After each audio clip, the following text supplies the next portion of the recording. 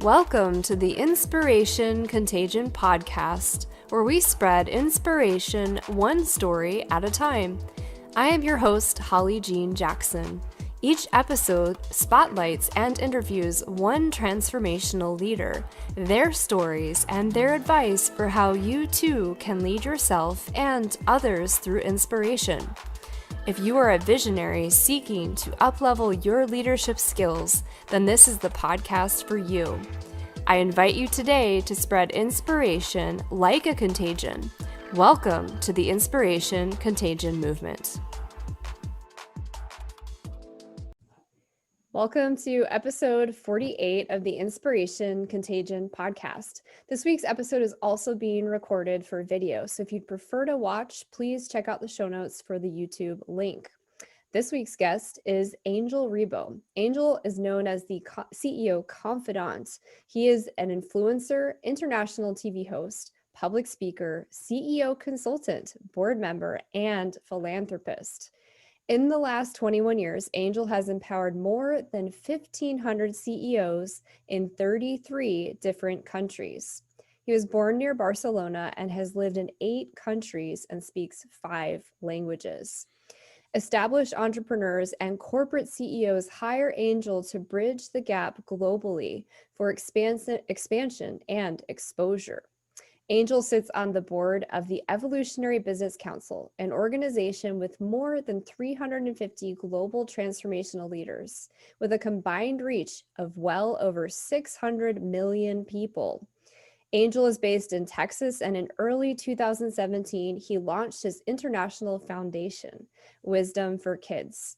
And he has helped more than 1,000 underprivileged kids in Latin America become entrepreneurs using their local resources.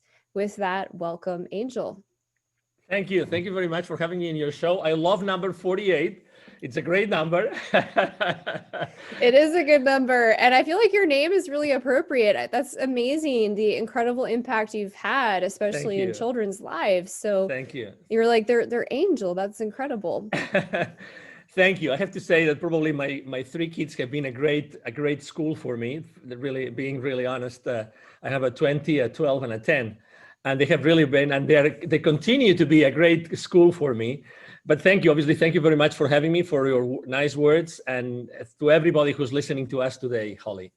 Yeah, absolutely. And I was hoping you could just tell our listeners a little bit more about who you are and your background. Thank you. Yes, I think you've described very well what I do, so I'm going to say something different with your permission. So I consider myself someone who is here really to connect the unconnected. I think that there's a lot of people that have lost their connection, socially speaking, and I think that probably for the last, right now it's January. I think I know that this is going to air in March, so it's going to be probably now March when you listen to this.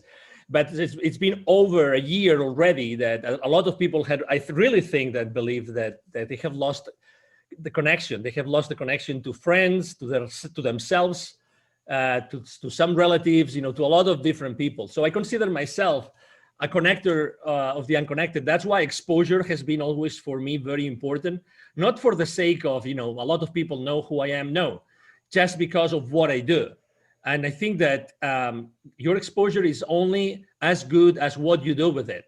I always, thrive, and obviously this is a great place to be, Holly, thank you, to increase my exposure. But, as far as I'm able to use that exposure to connect the unconnected. So that's why, someone who had worked for so many large corporations, who helping them to accelerate the growth of their businesses, reaching out to all this, the top layer of those companies, and being able to connect them, my experience and my entrepreneurship, humbly, my entrepreneurship skills to help the most underprivileged.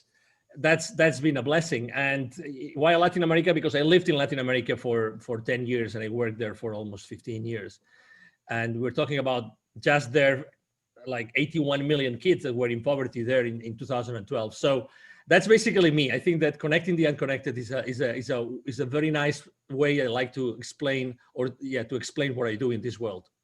I love that. And I have to say personally, this past year, while face-to-face connection has been much lower, I have never felt more connected to people in the world than this past year. I have met through my podcast and through just LinkedIn, just connections, more people that I've become close friends with or collaborators with than I have in years or decades. But I like what you're saying. There are people that are very disconnected right now. They might not have access to technology, and that's extremely difficult to navigate during COVID. So I'm glad to hear that you're working with people to connect them. Yes, thank you. And as you know, my work is done. I'm mostly on LinkedIn, and I'm all on all social media outlets. But I'm there, and because I really like to link myself and my business and my purpose and my inspiration with people. And when I was talking to our volunteers in the field, our Wisdom for Kids volunteer, which is my international foundation, throughout this year, I mean, they were all saying the same thing. We can't see the kids. We can't see the kids. We've lost that possibility to be around them because obviously of all the restrictions that are now in place. And we can't wait to see them again. We can't wait to be there with them, to inspire them, to help them become entrepreneurs, to help them be better people in their lives, to be, these change makers in their communities.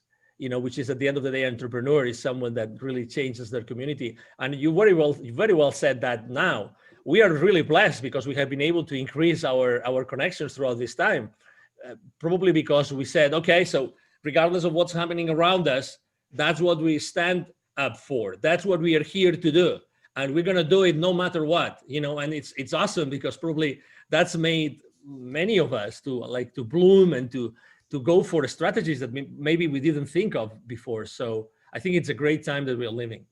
Yeah, absolutely. It's definitely a super interesting time to be alive. It's kind of like this big experiment that we're not really sure how it's going to end up, but that's the whole point. So, Angel, I always like to ask everyone who comes on the show, what makes you such an inspirational leader? Or in other words, what's your secret sauce? Well, thank you.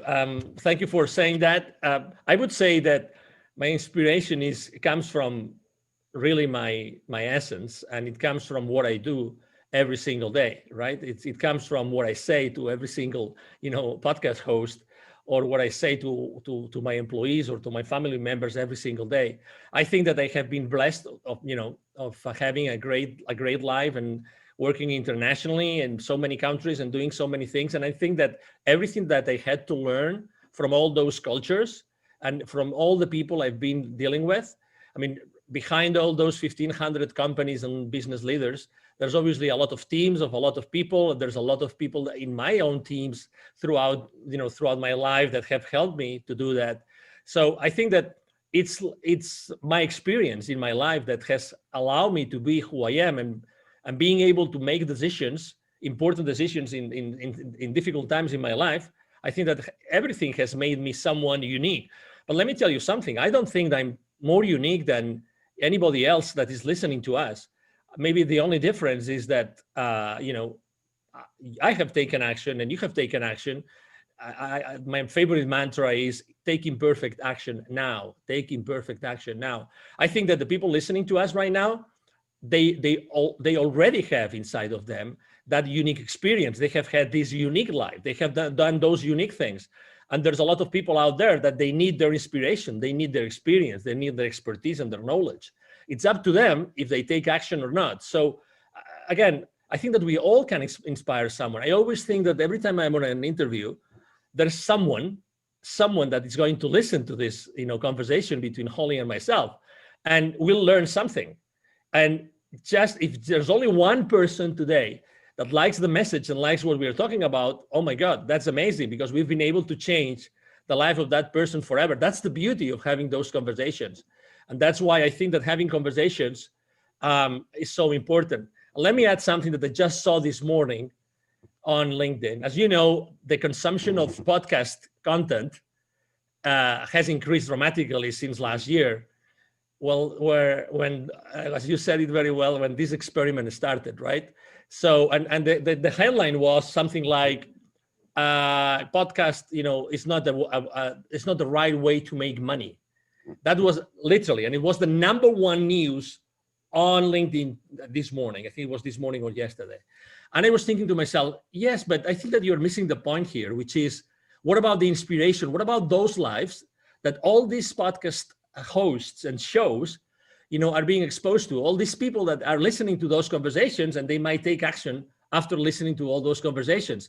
So so then the question is, how do you measure wealth?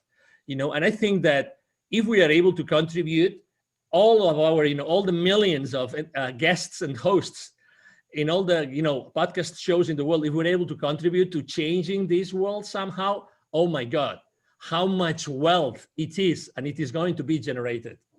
Yeah, that's really an interesting perspective. And I mean, I agree. I think it's difficult to monetize a podcast unless you're in the top, 50 or 100 of Apple Podcasts, and that's very difficult to do. But I think podcasts are really powerful for movements and for helping people take action. So like you were saying earlier, there's the inspiration, and then the only difference between success or hitting that inspirational idea is the people that take action and the people that don't. So there's the inspiration coupled with the motivation, which is the movement and taking action towards accomplishing that goal. And so I think what podcasts do, especially ones with leadership and tangible things that people can do and stories that people can relate to, help us build that movement and help those people start to take action because they can see themselves in that story. Exactly, and you don't know where that action is gonna go. I mean, again, if I had to count all the lives of people that both with my business and with my nonprofit we have touched, what are going to be the consequences? What is going to be the ripple effect, right? So I think that again, we are a very materialistic society, and it's good. I mean, obviously there are millions of people that rely on we buying their products, and I understand it, and it's good. But at the same time, I think, how much is happiness worth? How much is inspiration worth? How much is a good message worth? How much is peace of mind worth? How many people don't really want to wake up in the morning? How many people, I mean, you've probably seen this. I mean, it's not in mainstream media, and I don't have anything against them, obviously, but how many people, I mean, what about the depressions? What about the suicide rates? What about all those mental health diseases that have increased so much for the last 12 to 14 months? Nobody's talking about them.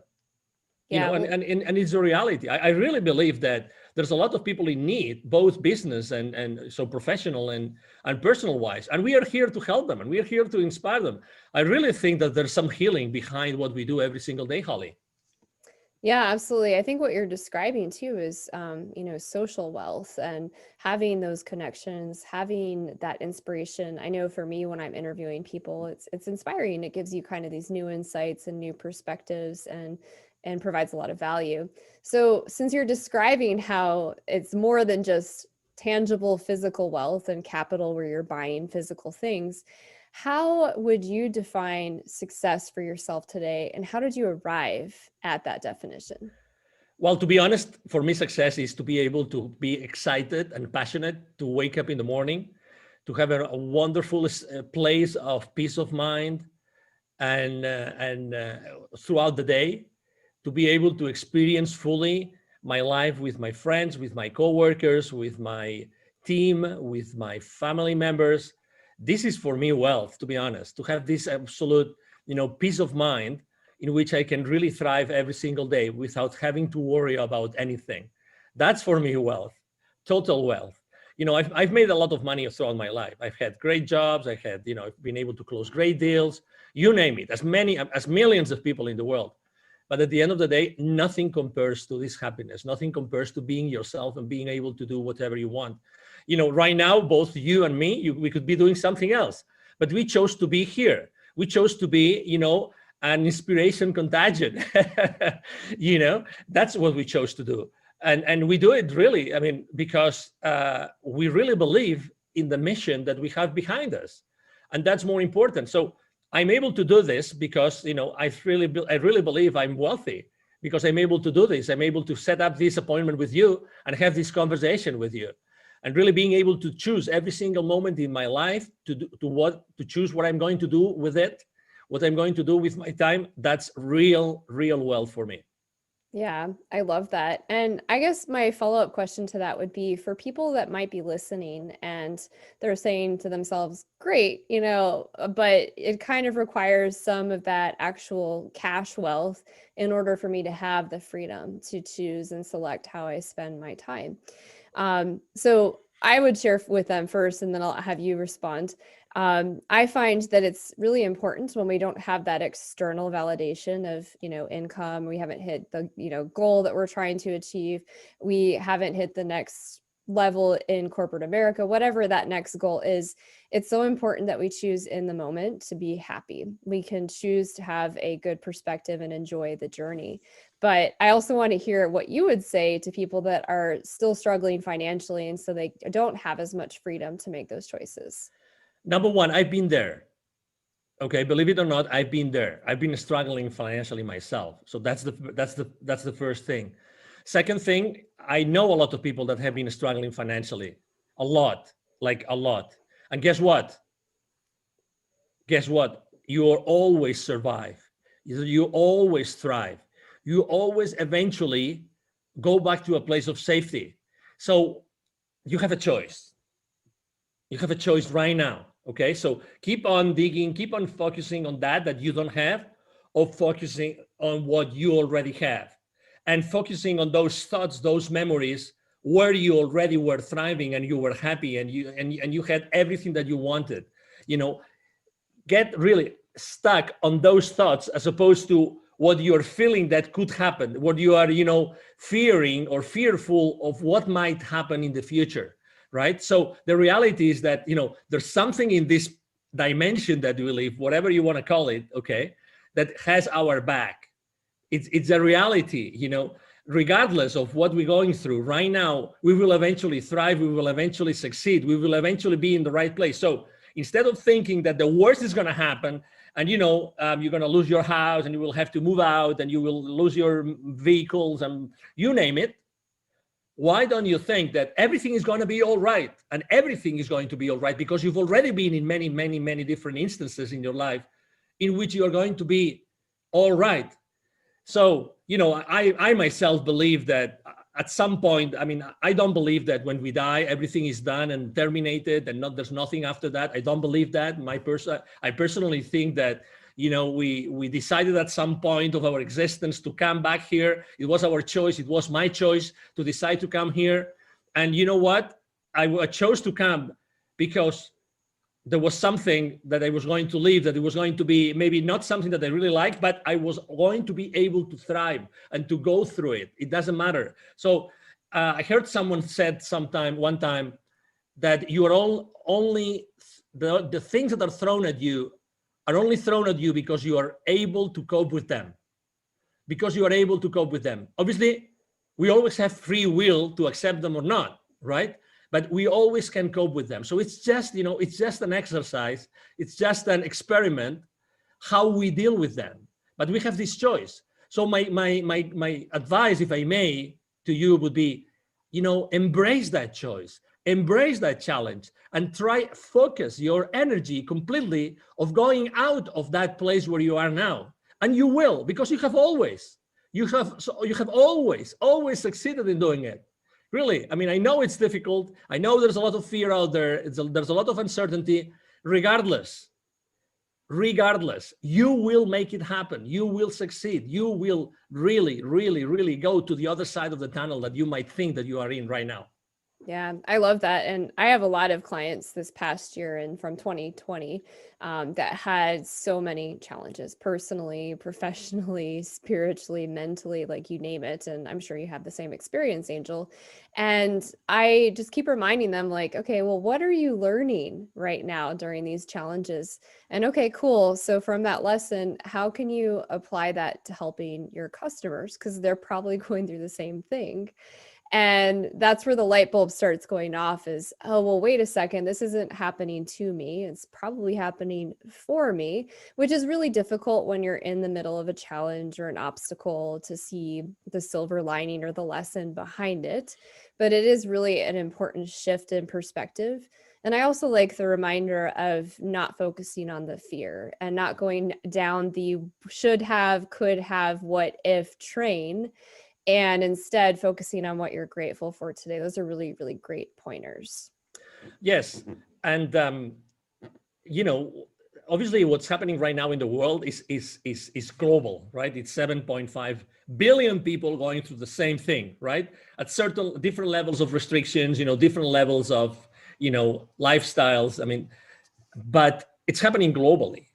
So you are one of the heroes, literally, you're one of the heroes that have been given the chance to live this. And some people might say right now, oh my God, Angel is crazy. It's crazy. We are heroes and we're living this, and this virus and these vaccines and these restrictions and so many business owners shutting down their businesses and everything. Well, believe it or not, we are being given this.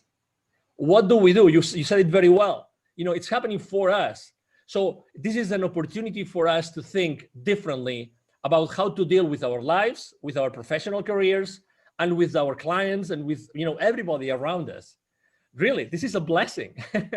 This is a blessing. It doesn't look like it's a blessing because, again, I think that, and we haven't mentioned this today, but I think that we have to recover our power and our energy. Don't pay so much attention to what's going on around you.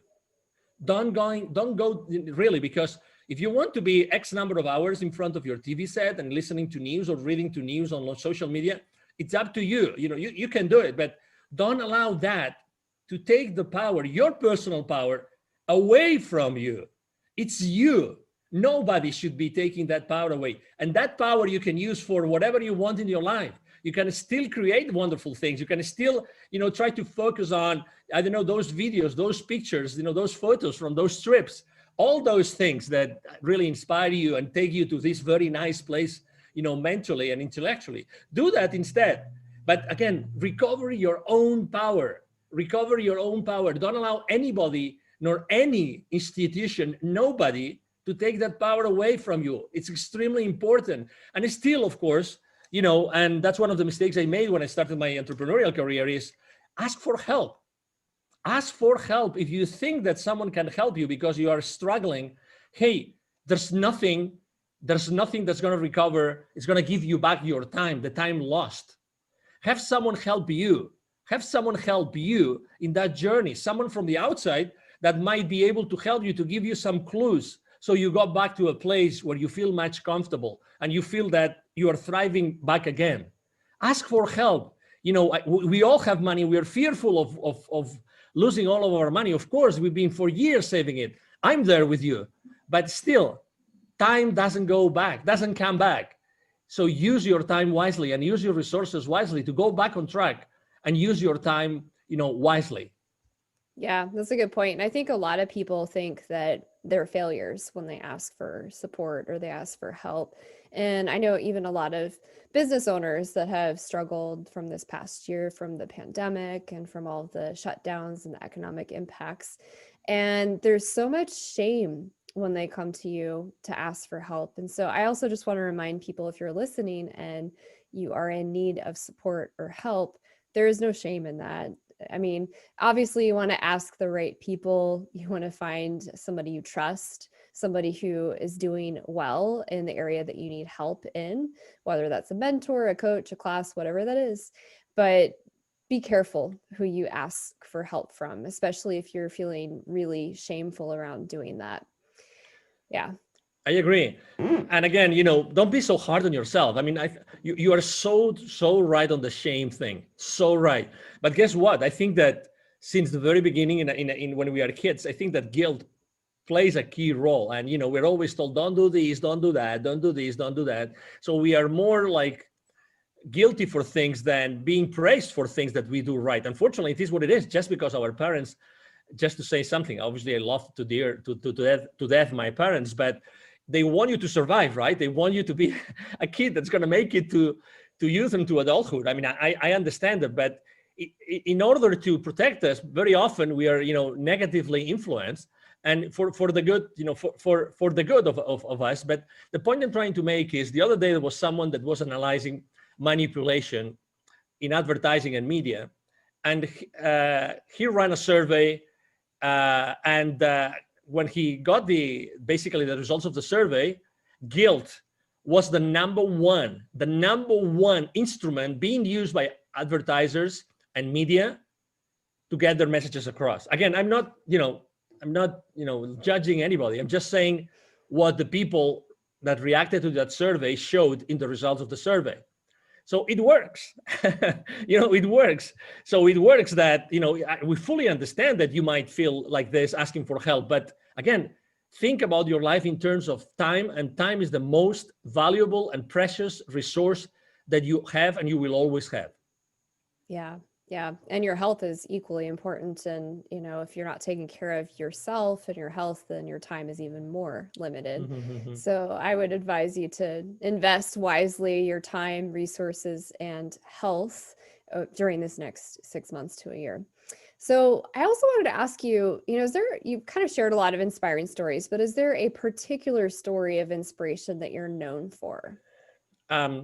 Well, I have had in my life probably like two very deep, spiritual experiences that have made me make dramatic changes in my life, right? One was after reading a book, which is called The Celestine Prophecy by James Redfield. I love the cells. I feel the same way. That changed my life forever. It's amazing. Yeah. So what I was really having chills right now when you were saying this, I'm just having chills again. So when I was reading that book, I said, oh my God, I should have read this book like when I was in elementary school. That's me. I mean, that's how I perceive the world. That's what really everything is about in this, whatever it is that we live in. So I remember I was living in the UK at that time, and they gave me this book. And I finished reading that book, and I was in a specific place. It was in a holiday resort in Cuba, the second in a villa, a very nice place, blah, blah, blah, whatever. But when I finished reading that book, I turned the page and I had this incredible rush of energy for the first time in my life. And I didn't know what it was, but everything that I had read in that book, I mean, for the ones that haven't read it, it's about, a series of scrolls from the Amazonian forest of Peru, and, amazing things about those scrolls. And it's just amazing the way it's being explained. James Redfield is a genius. So when I finished reading that, I said, oh my God, I have to do something with my life. And I decided at that point, it was February, beginning of March in 2001, I had to move from Europe to Latin America. I went back to Europe, and all my bosses said, you're crazy. You want to go to Latin America? Really? You mean you want to go from London? Great position, great future, great career, great salary, everything. You want to go to the third world country? You're crazy. And I said, yes, why not? Why not? Oh my God, my life changed forever. And that was the first time. And again, it was a book. So again, books is something that I think that we have forgotten.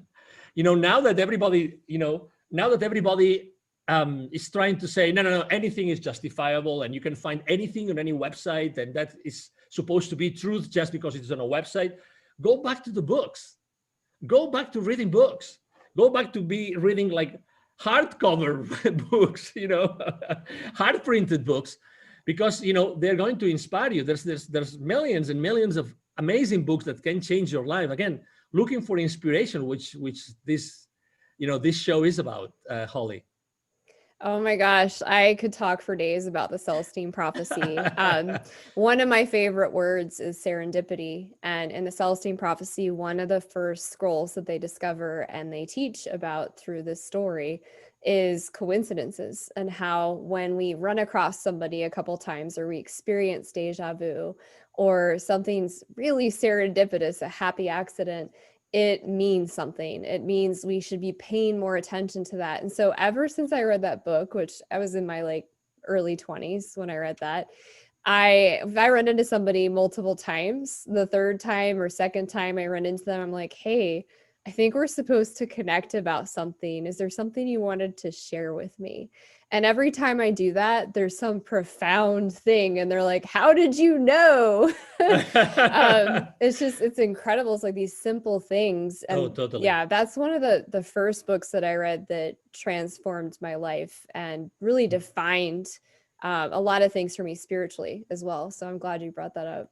Oh yeah, and again, it's a fiction book, but with a very strong, solid message. And there are more books out there, but this one, I mean, it's just the one I remember in my childhood. Maybe another one that I don't know if I will be able to translate it the name in Spanish. It's from Richard Bach. Richard Bach. Excuse me, into English. The name of the is Johann Sebastian Siegel. That's the name of Yeah, the. I have read that. Okay, good, good, good, good. You see? Yeah. And well, let me tell you, by the way, to the audience, Holly and I, it's the first time ever we speak just a few minutes before this show. So no wonder why we had to do this show together, right, Holly? Yeah, no, there's a lot of serendipity. I feel like we could probably have like a whole podcast just on books to read, but anyways, I digress. Yeah, that's another nice book. I mean, different obviously, but I mean, if I had to recommend one only book to anybody, it would be The Celestine Prophecy by James Redfield. Yeah, that's my top recommendation too. The interesting thing about it is sometimes something that is fictional, and I'm putting that on in air quotes for those of you that are listening, rings so true. Like the message behind it, you just cannot argue. And that might sound crazy to some people, but I don't know. There's just certain messages that I think they reach us at the core, at the energetic level, and we just know that they're true, and it transforms our life in some way. So that's pretty exciting. Yes. That's an inspiring story. So you identified as a storyteller leader, and I wanted to ask, do you believe that using stories to inspire and lead is important? I think it is, because if you basically bring up something which has happened around you, which is a reality and which involves other people, which involves, and other places, other circumstances. And I think that with everything that's going on in the world, another important aspect of our lives that I think we had terribly forgotten was to go back to our elders, was to go back to the grandparents, to the great grandparents, and ask them for advice. Really, when there's a lot of, as you know, there's a lot of civilizations and cultures that they still not only value a lot what they have to say, but they also make it a purpose, like to daily or weekly sit around them, be with them, and listen to them, not to put them in nursing homes or hospices and have them there until they die. No. Like be next to them to listen to stories. And that's the point I wanted to make. I remember in Spain, my family is originally from a place called north of Spain, close to the French border. And I remember when I was going to visit my grandparent, we're originally from a place in the country in the north of Spain, and he would always tell me stories. And I remember the story of his father going to a Benedictine monastery to learn. So he would literally walk and try to, by any means of transportation in the 1800s, go from this countryside area in the north of Spain to this Benedictine monastery just to learn certain things. Then he would tell me also the stories about, this other member of the family that actually in the 1890 something, he actually went from Spain to Cuba to try to rescue Cuba from the attack of the Americans. So this war between Spain and the US in the last part of the 19th century. So all those things, how can you not? I mean, I'm still remembering them. I remember them, and I think my grandfather died in 1980 something, 85 or 86. So I still remember those stories. And those stories are stories that doing something unconventional, doing something like I just wanted to do it because I thought that that would give me an additional knowledge, an additional edge, an additional wisdom that I needed in my life. Instead of being there comfortable in that area, they decided to go to these two different places in the world to achieve different goals. So the stories are powerful. Stories are powerful because you don't know what the story is going to end up. I have a great friend who has an incredible business. What she does is actually she gives different people the first statement, the first few words, and she's asking them to write a whole chapter with that initial sentence. So she just gives these people the initial sentence, and they have to finish the sentence, making up a story. They can talk about anything in 2,000 words, just with the first few words. everybody explains a completely different story. Everybody. And then what she does, she's already working on this. She's already working on his first book. She publishes the book. So that's the power of 20 plus people that from the very first idea they got inspired to come up with an incredible story, fictitious or reality, that it's going to inspire their readers. And again, we have to go back to stories. Yeah. It's something that we are so much missing. Well, and I think that's why podcasting has become so popular, is because if you go back to caveman times, we had more long form dialogue. And because we're so disconnected from this experience of the pandemic, people are being drawn to the long form discussions, which is what podcasting is really about. And like you just mentioned too, books are just always inspiring. There's so much wisdom. I'm actually reading like 8 books right now because Cool. like they're kind of slow reads and they're in different aspects of my life. And so I'll like absorb one chapter in one area. And then the next time, like, oh, I need to read on this. But books are so powerful, and they're powerful because they have stories and they teach us wisdom and they help us continue to grow as students in life. So I think that's why podcasting and books are hopefully making a comeback, is because we're missing that long form story element where we can connect to each other and rebuild that community element. I totally agree. And I think that regardless of what our purpose in life is, or even if we don't know what our purpose in life is, I think that we play a role in the community. Even if we live in a small neighborhood and we don't have that much contact with our neighbors, we are part of the community, and we choose every day what we do as far as the community goes. It's our decision. And if you want to take action and you want to do something and you want to start an initiative, just go and do it. Don't wait for anybody to give you social approval. Just do whatever you think is right. Because again, I really believe that there's a lot of people in need right now, and many people we don't know that they are in need. There's a lot of people in need. So it's the perfect time to be contagious, not only with inspiration, but also with generosity. So just, and as you know, we have so many material things that we probably don't use, and we could give someone just to make them happy. Honestly, simple things can do so much to change our communities. And again, when I go to Latin America with my kids, I see that all the time. A simple small book of 20 pages, a tale, in English, it's just an amazing, community changer.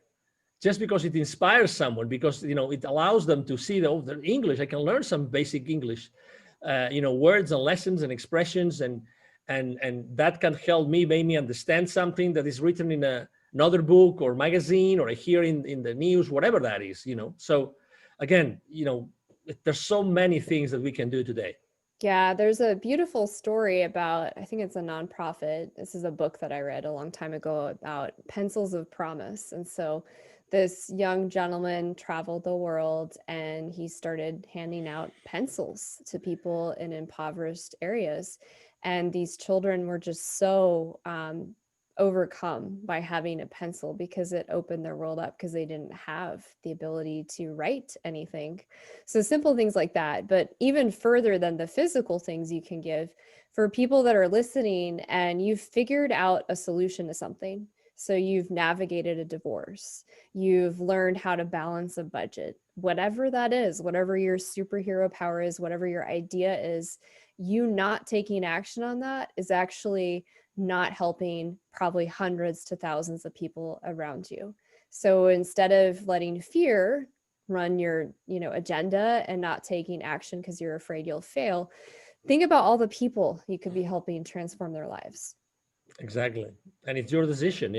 I remember one of the questions I asked myself before creating Wisdom for Kids was, if it's not me, who's going to do it? Who's going to be connecting this, underprivileged 81 million kids to the people that are totally connected and are part of the economy, and they are not? Who is going to do it? Who can do something about it? And the response was, well, probably me. So why not? Why not? Why not doing it now? So, that really helped me a lot. The why not is is an expression I use a lot. So I think I like it a lot. Well, and after the podcast, you'll have to remind me because I have some goals around a nonprofit for children. And I know a few other people I've interviewed on the Awesome. podcast and met that are doing different things around nonprofits for children. So I think we should probably connect on that separately. Absolutely. Another question I wanted to ask you is, how do you mentor and teach and lead through stories? Can you share a couple examples?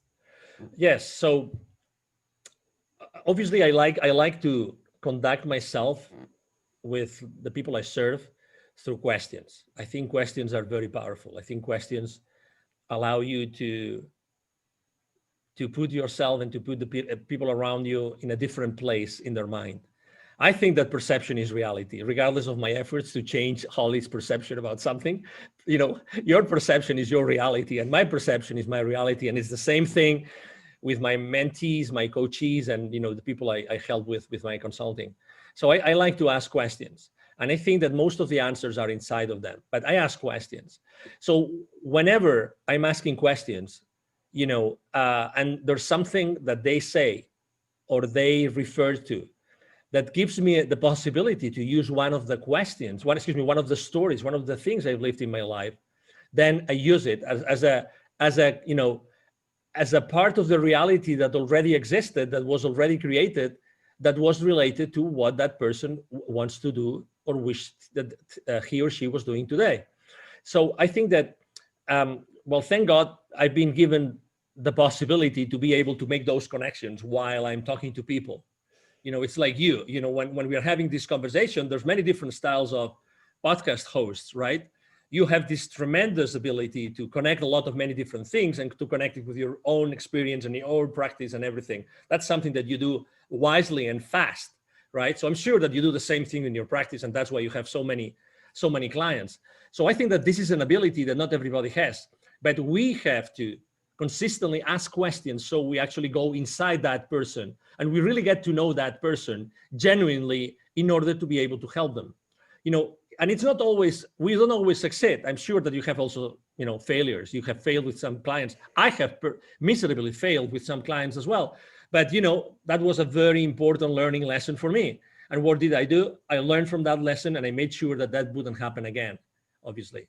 So again, I think that the best way to use the stories is to use them in the context that relate directly to those issues and to those challenges that the people you're working with are going through at that point in time. I think that's the best way, because unless you listen to them and you make what you do relatable to them, they're going to disconnect, disengage, and what is your role there? There's no point, right? Yeah, it's really important, like you were just saying, to really understand your audience, whether that's one-to-one with a coaching situation, mentor situation, even a family member, or if you're writing a blog, knowing your audience and what they're experiencing right now. For business owners that are listening today and they're trying to upscale, up-level their leadership skills in this area, listen to your clients. What is the consistent theme that you're hearing? Write a blog on that, do a video posting on that, and share a story that might help them shift their perspective. Like you said, you can't force someone to shift their perspective, but you can use stories so that they can see themselves in that story and perhaps shift their perspective to a more positive standpoint versus fear-based. Yes, and a good example is, for instance, I post on LinkedIn every single day. And you would say, well, you post on LinkedIn, maybe you post about business every single day. No way. Actually, I support every single podcast host that is, that is willing enough and good enough and generous enough with me to interview me. I also support a lot of authors with their books. I love to support them. Obviously, I support heavily my clients, but I always make this balance of business related posts with personal related posts. Because as you very well said, I have to talk to my audience and what they are going through. Probably one of the subject matters that I wrote the most last year, it wasn't about working remote. It wasn't about working from home. It was building bridges. In 2020, it was building bridges, and the second most frequent subject matter on my post was give me a break. Give me a break. Those were the two most important things. Are they related to business? Well, obviously, who didn't want a break last year? You tell me. Who didn't want a break? I think I posted in a couple of months, I posted 5 times about giving me a break from different perspectives. Who doesn't need a break? Who hasn't thought at some point, I would love to wake up in the morning tomorrow and the news are totally different. They're totally changed. Something happened in the world, in the split of a second, in the snap of a finger, something happened that, everything is going back to normal, right? So that's why I think that it's very important, to your point, to listen to your audience, to be very specific about your audience, and to talk to them consistently. Well, and I love that you're also recognizing, because you're in the business space, how important it is to talk to your audience about the personal side, because how we do one thing is how we do everything. And so business owners are people. And guess what? This past year, they had a lot of personal challenges. So I love that you were talking to them about give me a break, because yes, let's be real. I would love if anybody's listening to this that did not need a break in 2021 and 2020, please send me an email, because I'd love to hear your story, because that's just hard for me to fathom at this point. I found myself last year needing a lot of breaks, and it wasn't that I wasn't doing a lot. In fact, I felt like I was doing more to be of service to people that needed things, and they were free. And then also to pivot so much in my business because of everything that happened economically. And that's exhausting. So it's really, really important, if you're listening and you're feeling burnt out, take a break. Take an hour vacation, a 1-day vacation, a weekend where you unplug and stop obsessing about what's wrong in your business, what's not going right, and just be with your family and be grateful. I guarantee when you come back, you're going to have new ideas and probably a lot more energy to tackle the problem. Yes, we all need a break. The ones that haven't had a break yet, we all need a break. Take a break. The world will carry on without you. So, again, don't worry about the future and again, going back to the beginning of the conversation, right? So you choose what you do with your mind and where you focus your energy. You choose to do that. And I hope that, you had a little bit more of inspiration to probably look at somewhere else and focus your energy on doing something else. It's really your choice, even though it looks that it's not sometimes. Yeah. And to really bring that home for people, I'm curious, is there an example from this past year working with a client, you don't have to share names or specifics, of how you mentored them through almost getting to a breakdown and taking a break?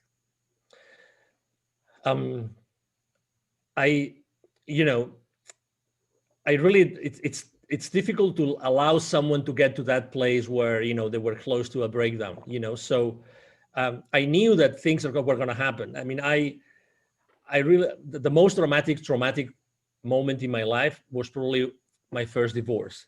So I could teach probably someone how to go over a divorce from a male's perspective. Okay. Because again, everybody has their own story, but this is important for me, because I think that when there is a loss of any kind, and last year I think that loss is a good example.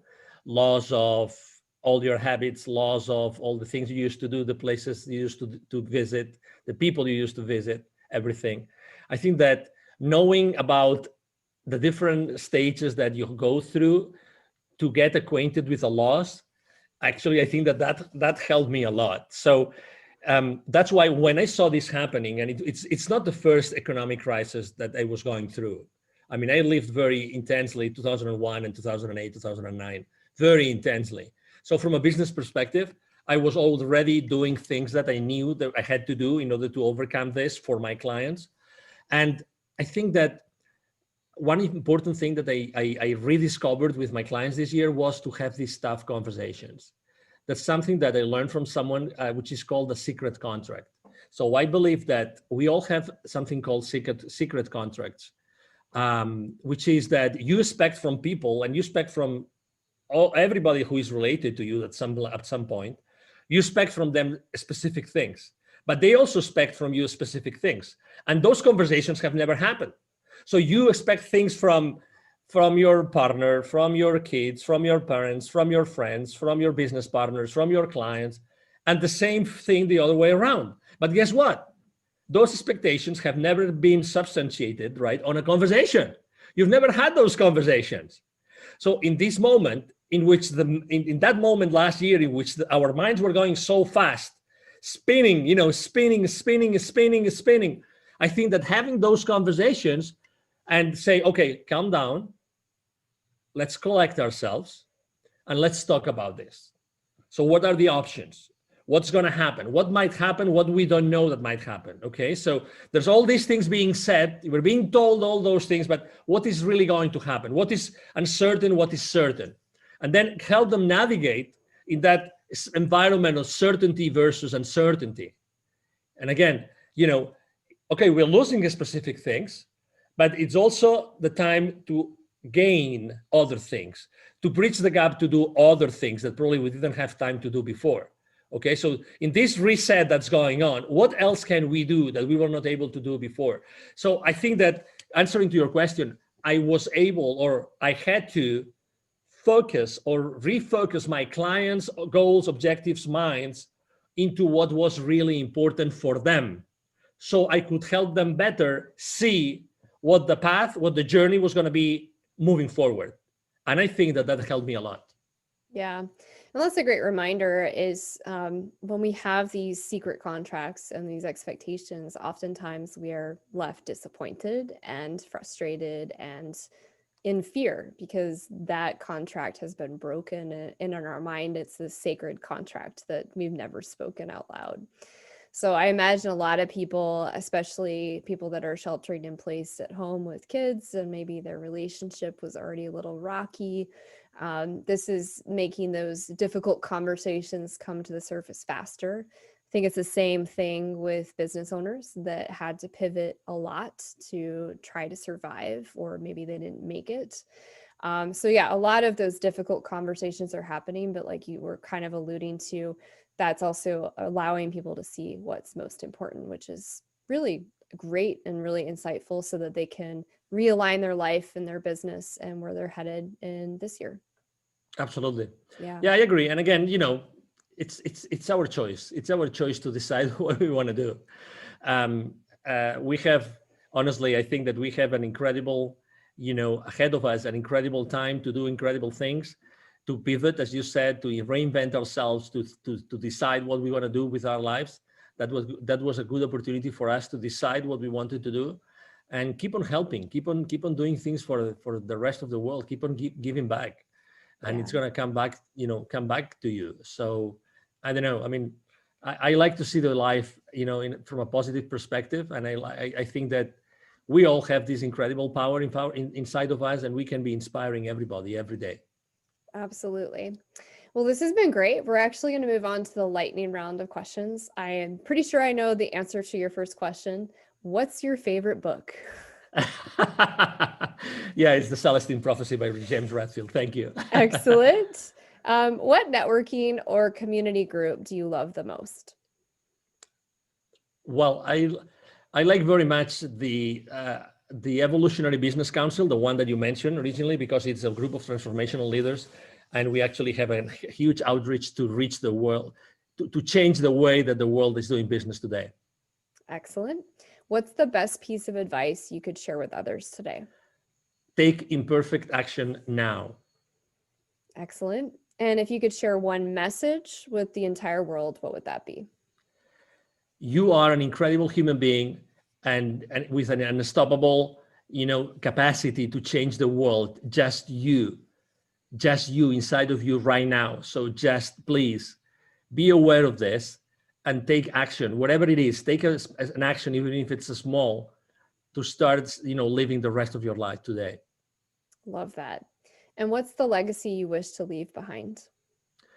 Well, a series of examples of, how can we live this world? How can we actually take action in this world every single day and use that energy that we were given when we were born to do good things? As if I'm able to live, good examples of good people that are doing good in their businesses and in their lives, in the millions, I think that will be a very nice legacy. I love that. All right, so Angel, this has been great. Angel's been really generous. He's offering a free gift to our listeners. He has a free 15-minute business consultation. To get that, just go to his LinkedIn page, and that will be in the show notes, the link for that. And you can use the calendar link there to book some time with him. Absolutely. And I don't know about you, but he's pretty inspiring. He's got some pretty good information, so you should check that out. I will also have a link to his website and other social media handles as well in the show notes. Anything else you'd like to add, Angel? No, just thank you very much for allowing me to be here. Thank you to everybody listening to us today. And if I may just share the email address with everybody. You said very well that I am on LinkedIn, very active on LinkedIn every single day. If you want to reach out to me directly, just send me an email. It's very easy. It's angel@angelribo.com. Ribo is my last name, spelled like R-I-B as in boy O. Again, angel@angelribo.com. And I will be very, very glad to respond to your email. I respond, either my team or myself, we will respond to your email. And again, thank you for the opportunity to serve you today. Excellent. Thank you so much, Angel. This has been a wonderful interview. You bet. Thank you. Thank you. So how can Inspiration Contagion help you today? There are 3 ways. Number 1, make sure you subscribe to the podcast on the podcast listener of your choice so that you get newly released weekly interviews with transformational leaders from all around the world. They're going to provide practical, actionable tips for you that you can take and implement today. Number 2, if you have a burning problem or you're having some challenges, but you're not really sure where to start, so go ahead and visit hollyjeanjackson.com/events and find an event online that suits your needs so you can begin exploring and learning more today. Number 3, if you have a specific issue or challenge you're facing today, a burning issue that you need to resolve right now. Perhaps you're trying to build your guilt-free business. Perhaps you're trying to build an online product, or you're facing some challenges with technology in your business. You're trying to scale to that next level.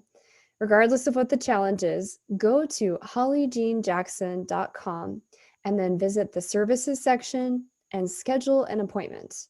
I'd love to offer my listeners a complimentary coaching call so we can figure out and get to the bottom of your problem and explore if coaching is a good fit for you. Those are the 3 ways Inspiration Contagion can help you today. Remember, nothing changes without action, so be sure to take action today.